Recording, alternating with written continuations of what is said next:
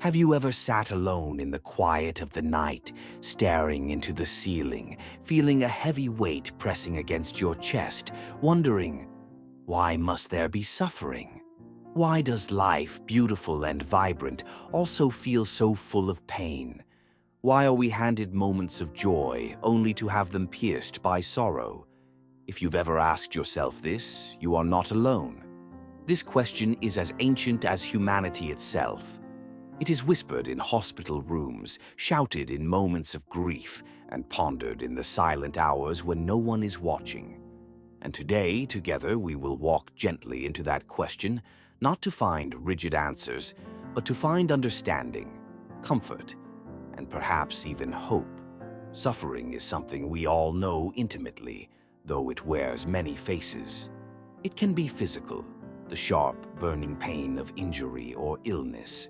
It can be emotional, the searing ache of heartbreak, the loneliness that howls in an empty room, the hollow grief after losing someone you love. It can be mental, the heavy cloud of anxiety, the dark pit of depression, the gnawing voice of self-doubt. Sometimes suffering arrives with thunder, loud and unmistakable. Other times it is a quiet drip, drip, drip against the soul, wearing you down drop by drop. Why? Why must life include suffering? If life is precious, if love is beautiful, why must it hurt so much when things are taken away, when things fall apart? To begin exploring this, let us look at a simple truth. Suffering, like joy, is part of being alive. The two are intertwined, like roots of the same tree. Imagine a coin. You cannot have one side without the other.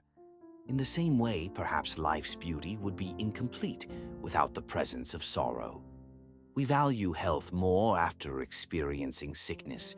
We cherish love more after tasting loneliness. Without contrast, could we even recognize happiness? Think of it like this. Imagine a painter who has only one color. She paints a canvas all in bright, beautiful yellow. It shines, yes, but after a while, the eye becomes blind to it. There is no shape, no shadow, no depth. Now imagine that same painter uses both light and dark, bright yellows and deep blues, fiery reds and soft grays. Suddenly, her painting comes alive. It has meaning. It has contrast. The shadows make the light more brilliant. Perhaps life, too, needs the shadows to make the light visible. Still, knowing this doesn't always soothe the ache. It doesn't erase the grief when someone you love is gone. It doesn't lift the heavy weight from your chest when you fail or are betrayed or feel lost. So let's look deeper. One reason suffering is so difficult is because of our attachment to control. We want life to unfold according to our plans. We dream of happiness like a road without bumps, a sea without storms. But life doesn't work that way. Life is movement, change, unpredictability. Trees grow and fall, rivers flood and dry up, seasons turn from spring to winter. There's a story from ancient times about a farmer whose horse ran away. His neighbors said, "What bad luck?" The farmer simply replied, "Maybe." A week later, the horse returned, bringing with it 3 wild horses. The neighbors said, "What good luck?" Again, the farmer said, "Maybe." The next day, the farmer's son tried to ride one of the wild horses, was thrown off, and broke his leg. "What bad luck?" the neighbors said. The farmer said, "Maybe." A few weeks later, soldiers came to the village, conscripting every able-bodied young man for war. They spared the farmer's son because of his injury. "What good luck?" the neighbors said. The farmer said, "Maybe." The point is simple. We often label things as good or bad based on our narrow view, based on how they feel immediately. But we do not see the whole picture. Sometimes what feels like suffering in one moment leads to growth, protection, or blessing we can't yet imagine. Suffering is not just pain for pain's sake. Often, suffering is a messenger pointing us to things we might otherwise overlook. It can reveal what truly matters. It can break down the walls of ego and pride. It can strip away illusions, leaving only what is real and precious. Think about your own life. Can you remember a time when you suffered and later realized that you had grown stronger because of it? Maybe heartbreak taught you how deeply you can love. Maybe failure taught you resilience. Maybe loss opened your eyes to the preciousness of now. Growth rarely happens when life is easy. It happens when we are stretched, tested, broken open. Imagine a seed buried in the dark soil. In that darkness, the seed must split open to grow. It must break apart to send roots down and a sprout up. Without that breaking, there would be no tree. In the same way, suffering breaks us open so that new growth can emerge. It forces us into places of deep reflection, compassion, and strength we might never have otherwise known. Still, it's important to be gentle with ourselves. Saying suffering leads to growth does not mean we should seek suffering or romanticize it. Pain is real. Loss hurts. Some wounds leave scars that ache long after the moment has passed. It's okay to grieve. It's okay to hurt. Healing does not mean pretending everything is fine. Healing means honoring the pain, learning from it, and allowing it to soften rather than harden your heart. Sometimes, suffering calls us to compassion, not just toward ourselves, but toward others. When you've been broken, you recognize the cracks in others. When you felt loneliness, you spot it in a stranger's eyes. When you've fallen and gotten up, you find the patience to help someone else to their feet. The deepest connections between people often grow not from shared success, but from shared vulnerability, shared struggles. When someone looks at you and says, "I understand," because they've been there too, there's a bridge built between souls that no easy moment could ever match. Let's reflect through a small symbolic story. There was once a village where the people lived in fear of a great storm that came every 20 years. This storm would destroy crops, tear down houses, and flood the rivers.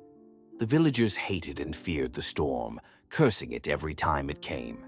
But there was an old woman, a wise one, who lived at the edge of the village. When the storm came, she did not curse or flee. Instead, she would plant trees. Each time the storm uprooted her garden, she would plant more trees, deeper and stronger.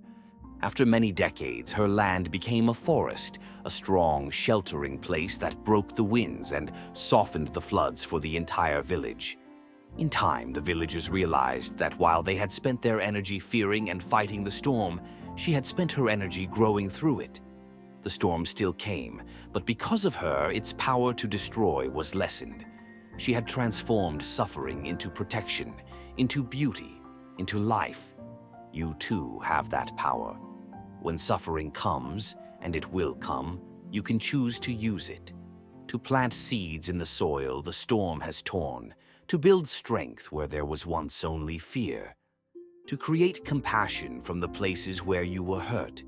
This doesn't mean denying the pain. It means acknowledging it, allowing it to deepen your roots, not weaken your spirit. So why do we suffer? Maybe we suffer because we love, and love makes us vulnerable. Maybe we suffer because we grow, and growth requires breaking. Maybe we suffer because life is moving and changing, and we too are called to move and change. There's an old saying, pain is inevitable, suffering is optional.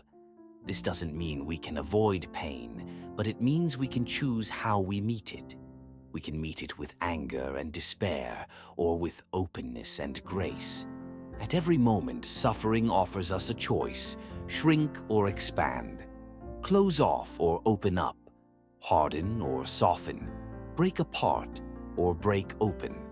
You are stronger than you know. You have already survived storms you thought would break you. You have already healed from wounds you thought would never close. You have already grown from pain that seemed unbearable, and you will continue to grow. Every scar, every tear, every ache, each one is a testament not just to the suffering you have endured, but to the life you have lived, to the love you have felt, to the courage you have shown. If suffering teaches us anything, it is that nothing is guaranteed, and therefore everything is precious. Every smile, every sunrise, every hug, every shared laugh, they are all miracles because they are not promised.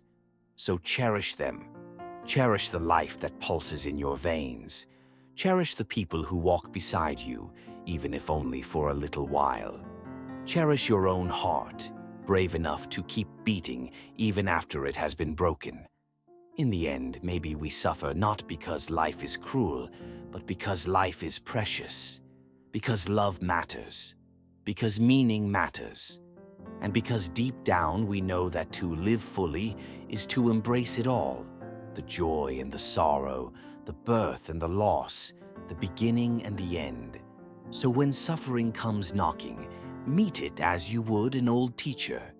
Bow your head, listen to its lessons, but do not let it take your hope. Do not let it steal your wonder.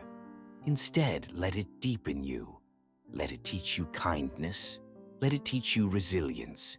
Let it remind you that you are alive, and that being alive, even when it hurts, is still a miracle beyond words. You are not your pain.